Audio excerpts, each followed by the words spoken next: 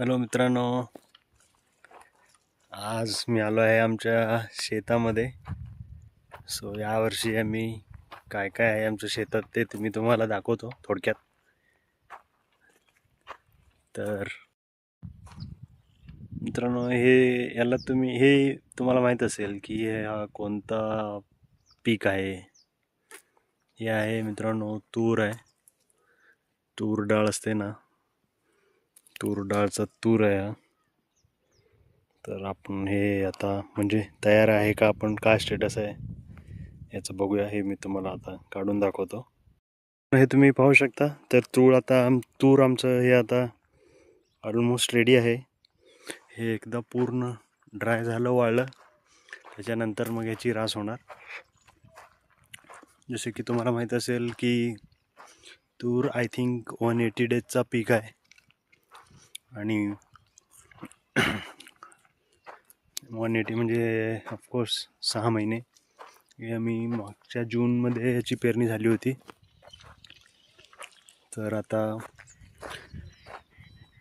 तर हे जूनमध्ये याची पेरणी झाली होती जूनमध्ये. आता जानेवारी एंडपर्यंत याचे रास करण्यासाठी हे तयार होईल परफेक्ट. आता ऑलमोस्ट दाणे तर तयार आहेत. एकदा हे वाळलं त्याच्यानंतर मग ह्याचे म्हणजे आम्ही रास करू शकतो. तर सेम वे हा जो परिसर आहे इकडचा, हा जो शेत आहे, ह्या पट्ट्यामध्ये आहे आमचा हरभरा आहे हा. तर हरभऱ्याचं पेरणी आत्ता झालेलं आहे सोयाबीन नंतर, म्हणजे सप्टेंबरमध्ये. हरभरा आय थिंक 120 डेजचा पीक आहे. अजून काय हरभरा लागलेला नाही आहे अजून, तुम्ही पाहू शकता जवळने. ह्याला अजून थोडासा अवकाश आहे हरभऱ्यासाठी. हा जाईल जानेवारी फेब्रुवारीपर्यंत हा येऊन जाईल पूर्णपणे. आणि इकडे आतमध्ये आहे, तुम्हाला इथून दिसेल नाही, तो दाखवतो. तिकडे गहू आहे. तर आता गहूला पाणी देण्यासाठी आता आम्ही आलेलो आहे इथे, ते पाईपलाईन करण्यासाठी. कारण आता सध्या सिंगल फेज लाईट आहे. 4 वाजता 3 फेज लाईट येईल. 3 फेज लाईट आल्यानंतर मग आमचा बोर चालू होणार. मग त्यावेळेस हरभऱ्याला पाणी देता येईल. गहूला. हे तुम्ही पाहू शकता, तूर ऑलमोस्ट तयार आहे. तर आता हे मी घरी घेऊन जातो घरच्यांना खाण्यासाठी. ऑलमोस्ट तयार आहे. हेच मुंबईत आपण 20 रुपये 25 रुपये असे खाण्यासाठी देतो, पण इथे काय सगळं आपलंच आहे. सब आपण काय कितना चाहिए उतना खाने का. हे देखो पूरा पेड़, पूर्ण झाड भरून सर्व आहे. पाहिजे तेवढं खाऊ शकतो. हे जे फळ आलेलं आहे, हे जे पीक आलेलं आहे, ह्याच्या पाठीमागची मेहनत आमच्या वडिलांची आहे आणि माझ्या छोट्या भावाची आहे, ज्यांनी पेरणी केली औषध वगैरे मारून. आता एवढं छान त्यांनी मेंटेन केलेलं आहे. तर हे जे खांब दिसते ना, तिथे बोर आहे. हे त्याचं स्टार्टर आहे. आणि आता हे पाईपलाईन चालू आहे. ही पाईप अशी जाऊन त्या पोल जवळ आहे, तिकडे गहू आहे समोर तिकडे. ते गहूला पाणी देण्यासाठी आता ही अरेंजमेंट चालू आहे.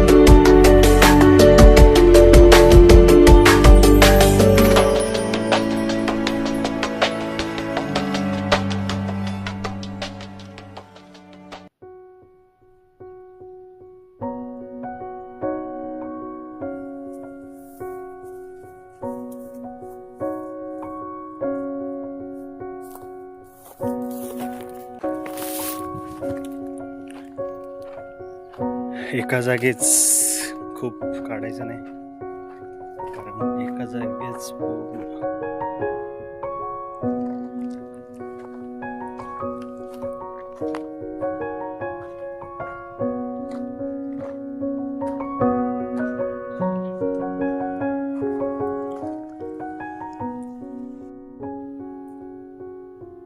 तर यावर्षी पाऊस थोडा म्हणजे प्रेडिक्टेबल चुकल्यामुळे म्हणू शकता, किंवा पावसाचा म्हणजे ज्यावेळेस पाऊस पाहिजे होता त्यावेळेस पाऊस पडला नाही, आणि ज्यावेळेस पावसाची गरज नव्हती त्यावेळेस खूप पाऊस पडला.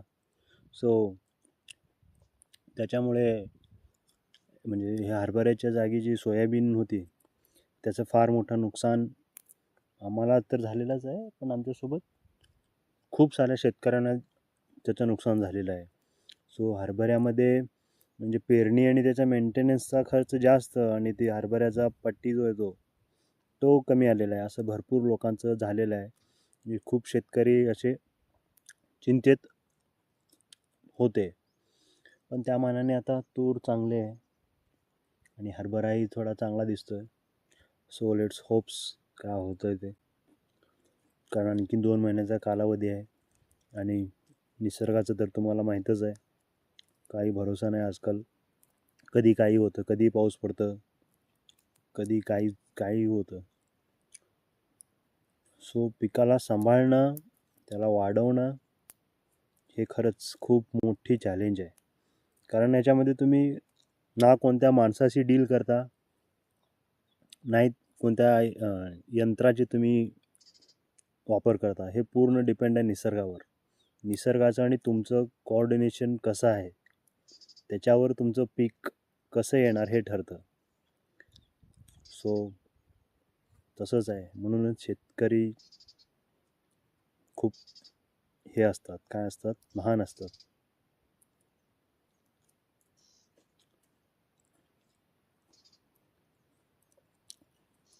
गावाकडं आलं की मी शेताकडे एक चक्कर मारतोच, मला मारावंच वाटतं.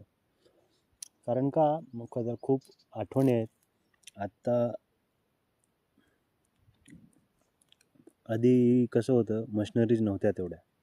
आता शेतात पण टेक्नॉलॉजी आलेली आहे,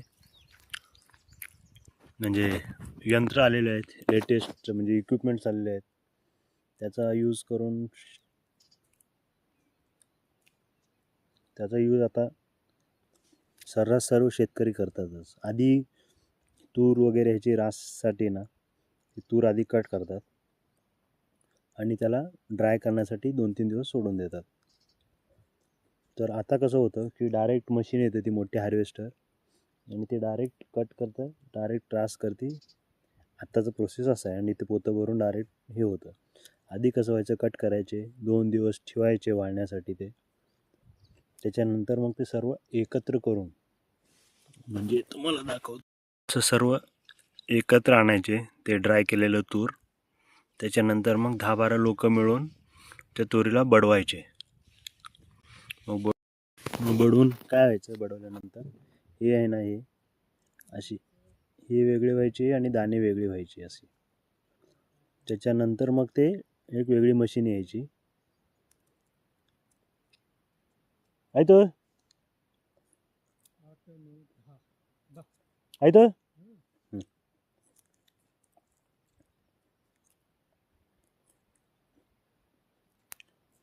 त्याच्यानंतर ते वेगळी मशीन यायची. त्याच्यात फक्त जे बडवलेलं तूर आहे ते हे पालापाचोळा वेगळा आणि हे दाणे वेगळे करायचे. मग सो ह्यासाठी तूर बडवण्यासाठी 3-4 दिवसाचा कालावधी लागायचा, 2 ते 3 दिवसाचा.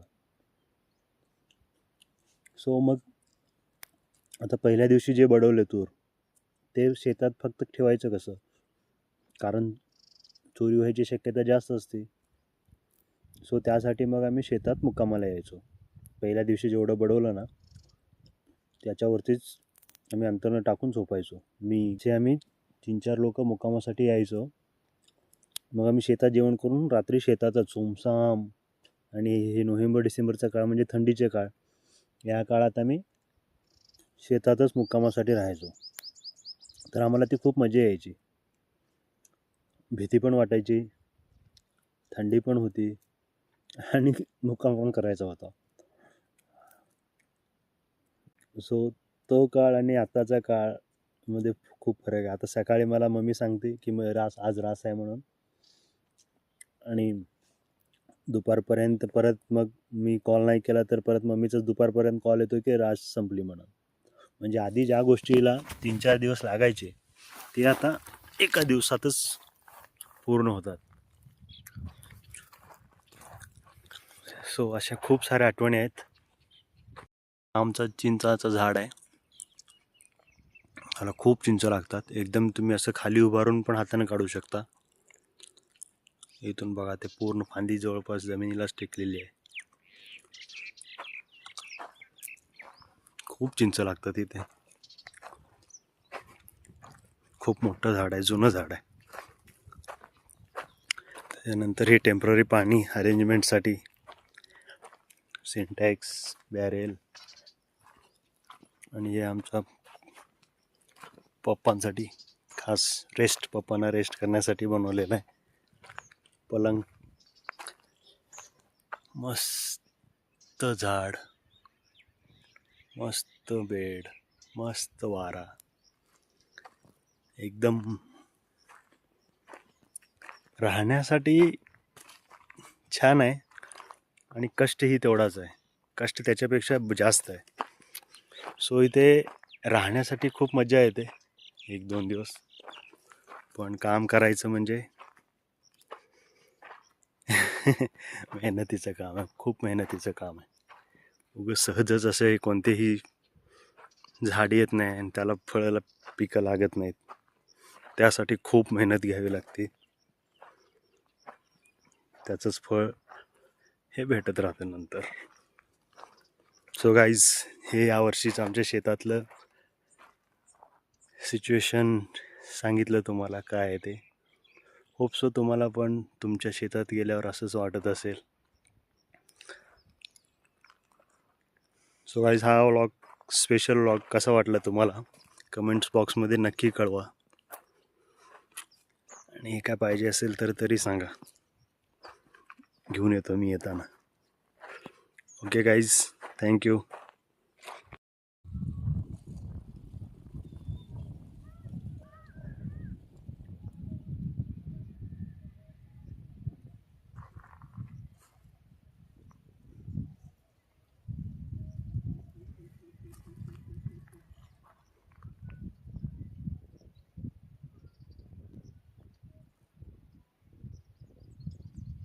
Thank you.